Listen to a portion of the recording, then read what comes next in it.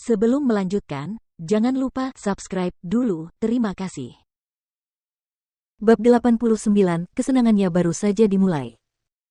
Secara kebetulan, sebagian besar adegan Ningxi adalah adegan di mana dia akan berperan sebagai musuh Jia Qingqing. Saat dia meninjau naskahnya di bawah naungan pohon, sebuah suara sarkastik tiba-tiba terdengar di telinganya. Yo, bukankah ini bintang besar kita? Ningxi, kau benar-benar menjadi terkenal. Semua orang tahu namamu sekarang. Hehe, dan mereka tahu semua hal memalukan yang telah kau lakukan. Kau benar-benar tidak tahu malu, kau benar-benar berani kembali ke lokasi syuting setelah menciptakan situasi seperti ini. Jia Qingqing menertawakan kemalangan Ningxi. Selama Ningxi dipaksa keluar dari produksi, dia akan mampu menggantikan Ningxi dan berakting bersama Muye Gege. Ningxi menggigit bibirnya, tubuhnya gemetar, dia tetap terdiam dengan ekspresi menyedihkan. Jia Qingqing bahkan lebih senang dengan dirinya sendiri saat melihat penampilan Ningxi. Dia mendekati Jiang Muye dan berbicara dengan malu-malu, "Muye Gege, sebaiknya kamu menjauh dari orang-orang seperti dia. Kalau tidak, dia akan merusak reputasimu. Kamu sudah mulai kehilangan penggemar berkat dia." Begitu Jia Qingqing mendekat, aroma parfum yang kuat langsung tercium. Urat-urat di dahi Jiang Muye menonjol. Ia ingin marah saat itu juga, tetapi setelah mengingat peringatan Ningxi, ia menarik napas dalam-dalam dan memaksakan diri untuk bertahan. Melihat Jiang Muye mengabaikannya, Jia Qingqing berasumsi bahwa terlibat dalam situasi seperti ini telah membuatnya dalam suasana hati yang buruk. Dia menghiburnya dengan penuh perhatian, "Muye Gege, kamu bisa tenang. Kru produksi akan menyerah pada tekanan dan mengganti Ningxi cepat atau lambat." "Kau berisik sekali."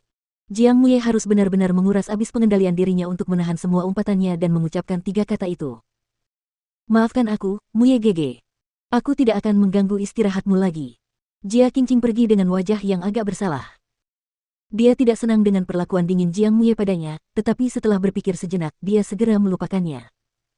Bagaimanapun, saat dia menjadi pemeran utama wanita kedua, dia akan memiliki banyak kesempatan untuk berinteraksi dengan Muye Gege. Dia tidak bisa menahan perasaan gembira, memikirkan adegan-adegan intim itu. Di sisi lain, mengapa sutradara memintanya untuk melanjutkan syuting adegan dengan Ningxi? Sungguh membuang-buang waktu. Namun, dia cukup menyukai adegan yang mereka rekam hari ini. Salah satunya adalah adegan saat dia menamparkan wajah Ningxi. Jika saatnya tiba, dia akan memastikan Ningxi dipermalukan. "Sutradara, menurutku untuk adegan ini, hasilnya akan lebih baik jika aku benar-benar menamparnya. Bagaimana menurutmu?" Jia Qingqing, yang sebelumnya tidak pernah teliti dalam syuting, mengambil inisiatif langka untuk membahas adegan tersebut dengan sutradara. Bagaimana mungkin Guo Qisheng tidak tahu apa yang sedang dipikirkannya? Dia berbicara dengan serius, intinya adalah menggunakan sudut kamera. Paling-paling, cukup menyentuh wajah sedikit saja. "Baiklah." Jia Qingqing setuju secara lisan, tetapi sama sekali tidak berniat menurut. Dia memutuskan untuk menamparnya dengan keras, dan menamparnya beberapa kali lagi agar pelacur itu bisa lebih menderita. Ini bukan kali pertama dia membalas dendam lewat pekerjaannya dan dia selalu berhasil. Setelah semua orang selesai mempersiapkan diri, syuting pun dimulai. Dalam adegan ini, Meng Changge baru saja memasuki istana dengan nama samaran Nan Wumeng. Dia masih seorang pelayan istana kecil, tetapi karena kaisar telah meliriknya sekali lagi, Selir Xian menjadi cemburu dan memanggilnya ke istana Qin untuk memberinya kesulitan. "Pelacur tak tahu malu, kau benar-benar berani merayu kaisar tepat di bawah hidungku."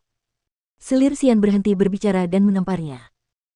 Saat Jia Qingqing bergerak, Ningxi menyipitkan matanya dan sedikit mencondongkan tubuhnya ke samping, dengan cerdik menghindari kamera dan tangan Jia Qingqing.